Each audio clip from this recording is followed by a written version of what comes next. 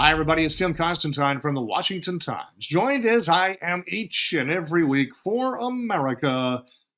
It's David Bozell. Hi, David. How are you? Hey, Tim, how are you? I'm doing pretty good. Thank you. It's exciting. It's Super Bowl time. As the conventions kick off, I feel like it's the Super Bowl. We're watching this. We've listened to it for months and months and months. But now we see some real action. We have vice presidents chosen. We might even have new candidates chosen. Who knows? Kind of a crazy time. We're such nerds. We're such. If these are our Super Bowls, we need other professions. I hear that. I hear that. It's just keep in mind the Super Bowl is merely an exhibition, not a competition. What? No, that's not true. All right, here's the deal. Joe Biden's in a little trouble. A couple of weeks ago, they did a debate. He didn't do very well. We talked about that. But now they've got people like Chuck Schumer. I mean, Chuck Schumer is the majority leader in the United States Senate, is saying, yeah, he's open to an alternative. There are several members of the Democrat Party in the United States Congress who've said, Joe, you need to step aside. And then the earth shook earlier this week when Hollywood superstar George Clooney stepped up and said, Biden, it's time to step aside. A, does Clooney's opinion matter? And B, why is everybody suddenly in the summertime saying Joe must go? I had no idea George Clooney was the intellectual captain of liberalism. But here we are. He seems to have moved the needle more than any other elected official. We seem to be in this news cycle, Tim, where we're looking at an ocean tide. One day, Biden seems to push back against the narrative that he's too old and too frail and incapable of doing the job. And he has some allies come out and they own the cycle. Then the tide comes back out, and you get guys like George Clooney, Chuck Schumer leaving the door open, Nancy Pelosi leaving the door open. And I suspect this is going to happen for at least a few days up until the Democrat convention, where Biden's allies will win a day and then Biden's detractors will win the next. And so I think it looks like the dam will eventually fall. The donor money seems to be drying up. Does a Tom Steyer or George Soros or someone of that ilk, of that philanthropic ilk on the left, does he bail them out with a massive contribution to a left-wing super PAC to try to keep this train going? That'll be a tell. If he can get that kind of money to shore up some of his financial shortfalls to him directly, then maybe he sticks this out. But I never thought we'd be at this spot because Joe Biden is such a crook, Tim. He is only in this for himself. I think you know this better than anybody, having been in the city, having been in the town for so long. He is only in this for himself. The guy's a lie.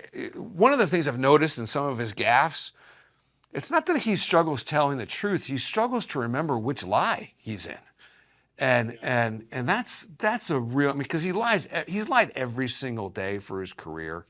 If you just know the man just a little bit, he's just always been that way. So, but it does seem like the dam is about to fall here. You mentioned I've been in Washington a long time. You grew up. You've been around Washington as long as I remember. And oftentimes news stories are choreographed. The American public may not see it that way, but I live not too far from the Supreme Court. And you literally see people being handed the signs. They are paid $15 an hour to go out and protest. With the exception of the abortion issue, which brings out natural people on both sides, almost every protest at the Supreme Court is choreographed. And that's true about so many stories in Washington. And I look at this and I look at the fingerprints on this. I told you a year ago that Joe Biden would step down at the convention. But you look at the fingerprints and the way this is going, clearly he's not all in with the idea. But I think the Obama people have been pushing him. You see David Plouffe, the old Obama genius that put together the original campaign. You see Axelrod, another one of the old Obama geniuses. Those guys were among the first to come out and say, Biden must go. Now, they're experts and they're credible Democrats, but what an amazing coincidence. that they are Obama people. George Clooney is literally close personal friends with Barack Obama. They socialize together even when the cameras aren't on. What an amazing coincidence that he comes out and says this, and it's come out by dribs and drabs. But I feel like, why else would they schedule a debate in June? It's never happened, ever. It's never been before September. And so why else would you do it unless you thought he is going to fail miserably and this is our opportunity to push him out the door? Well, it's a great theory. The fact that he spent a week in prep at Camp David, and then just and then flopped, speaks to no matter And what claimed to be exhausted. It speaks to your, well, right. I mean, it speaks to your theory, right? No matter how much prep he did, no matter how much leeway he had coming back from Europe, it wasn't going to be enough. Politico's got a story out today that suggests that Barack Obama did not try to talk George Clooney out of doing the op-ed. So that speaks to the closeness of their relationship. Look at the Hollywood fundraiser a couple weeks ago. Which conservatives were criticized for how dare we post this clip of Barack Obama escorting Biden off the stage. Turned out it was all true. Right. Biden does not have Hollywood fundraising chops. It's Barack Obama that has Hollywood fundraising chops. Hence why Barack Obama was there. As much as the Democrats are sort of obsessed with keeping power, I do think, if you're going to be somewhat honest with yourself, if you're a Democrat, I think the money is money is the mother's milk of politics, and the money is going to speak. And I think there's going to be a lot of resentment from a lot of donors. I would hope. How dare you ask me for these donations when you knew he was incapable of running through the tape here? That's the part. Here's my question for you. Is who knew and who didn't? Because the media, the press, is suddenly against him. Knives are out for Joe Biden. And the New York Times writes an editorial that says, Joe must go. But then the second half of the editorial says, but if he doesn't, we'll still support him. We still think he's. And I'm thinking, wait a minute, you can't say that someone isn't capable of doing the job, but you'll support him anyway. But the part that got me is there were several reporters, some White House folks that have been covering the White House beat for the last 2 or 3 years, who are saying, oh, yeah, well, I've seen this. I understand. And I'm thinking, then why didn't you report it? Your job is to report the news. And if you were aware 6 months ago or a year ago or 2 years ago that Joe Biden was incapable of doing the job, why didn't you report it? Is the media guilty of malpractice? Absolutely. I mean, and still are. I mean, just the other night, Joe Biden is at the NATO event and accidentally substitutes the word talking for an F-bomb, talking about the NATO Secretary General's wife. Right. And everybody in the room heard it, and then he actually says, Joe Biden says, "Oh, excuse me, I apologize." All right, so he knew he dropped an F-bomb, and you don't see, if Trump had done that, Tim, had Trump had dropped an F-bomb about a world leader's wife, however accidentally, it would have been on a loop 24/7 on every major network in the country. So yes, even though the networks are parading guests about, should he or shouldn't he or will he or won't he, there are a lot of death nails that they could be running on a loop, and they know it. And they know it. So they're still trying to protect him, to make it look like his decision. I mean, if they ran the F-bomb from the NATO event through the weekend, and he would be out by Monday. He just would be. If I was running the Trump campaign, I'm not.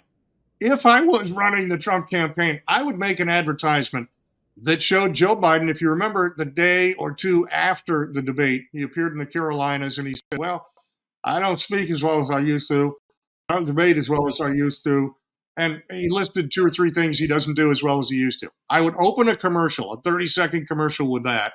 And then I would just go to his answer, his nonsensical answer, 14 minutes into the debate, that he ended with saying, and we beat Medicare.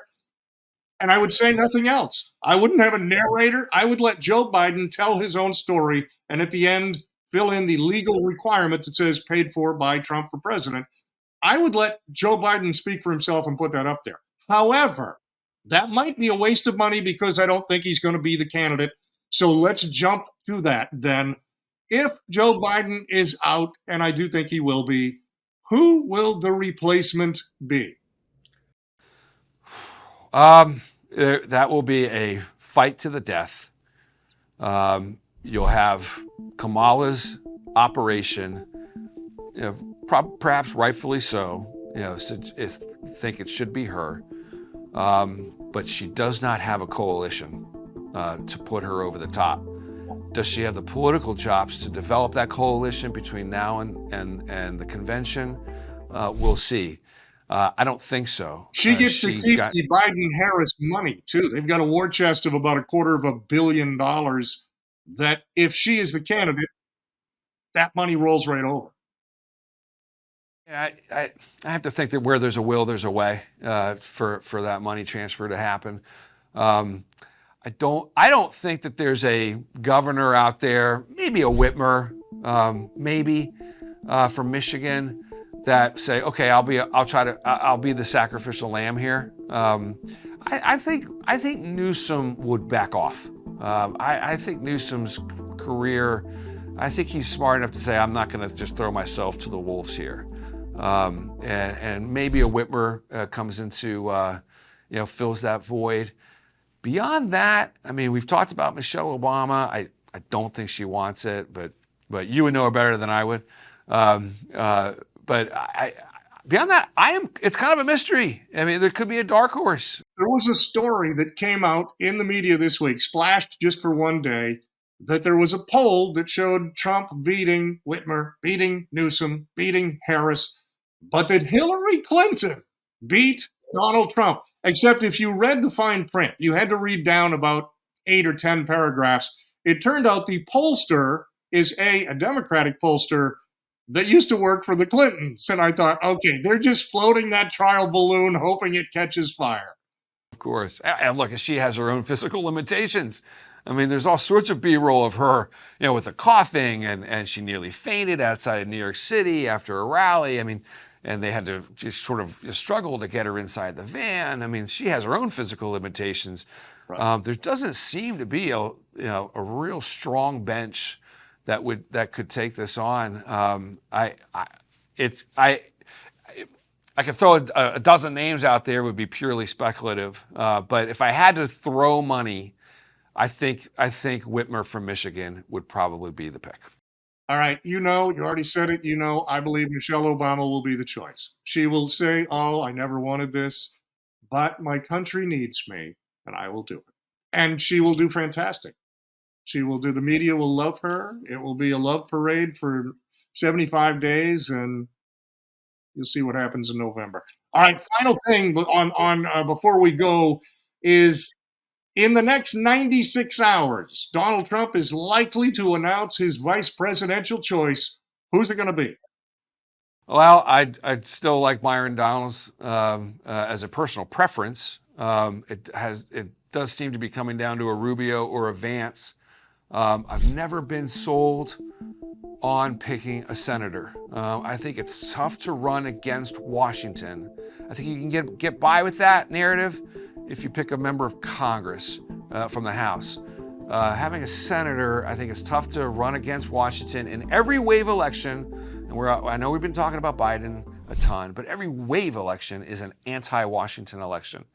And I think it's tough to run against Washington if you're going to pluck a senator to be your vice president. So having eliminated Washington, I'll go with Doug Burgum. All right. All the news reports are saying Burgum, Rubio, or Vance. Except, again, I tend to read in deep into these news stories, and every single one of them, by the time you get to the third paragraph, none of them have a source that those are the three finalists. They all say news reports indicate that these three are the finalists. Nobody has done any homework. Nobody has talked to Jason Miller or anybody else at the campaign and found out that, okay, these are the three. It's just been someone said it, and now it's been repeated over and over. So I don't believe that it's really been narrowed down to those three. If it has, I think Vance is a horrible choice. He's just a young Trump. He looks angry, he acts angry. He is not going to attract anyone that Trump doesn't already have. So he's a terrible choice. Rubio doesn't attract a single Hispanic. If you're Mexican or Guatemalan or Honduran, you don't give a hoot about the Cuban guy. You really don't. Rubio doesn't bring anything. And Burgum is an old white guy. He's great. I think if you're focused on energy policy, he's wonderful, but I don't know who he brings to the ticket. So I'm still going. I told you this once before. I still think Tim Scott is going to be the VP choice. I know what you just said about the Senate, but I think Scott brings a lot. He's got a business background. He takes away the whole issue that, oh, Trump is a racist. And he's a really sharp guy. Maybe most importantly, he's kind of the anti-Trump. He's the nicest man you'll ever meet in your life. Right, right. Well, I remember basically this time in 2016, everyone, the reported frontrunner was General Flynn. Right. And Pence did not really emerge until about 5 days before the election, or before the convention, I'm sorry, as sort of the guy. Now, they had been talking to Mike Pence behind the scenes for quite some time, but it was General Flynn that was kind of the front runner for that spot. And his pro-life bona fides were called into question, and a lot of the pro-life operations started to bang their pots and pans against him. And then Pence subsequently emerged. So, there's a chance that, here we are roughly a week before the convention, and all the men and women that we're talking about are not going to be the name. Right. We shall see. It's very exciting. It all unfolds in the days to come. From Milwaukee, we will find out. David, thank you. A pleasure as always. For America, he is David Bozell. I'm Tim Constantine from the Washington Times. Thanks for joining us.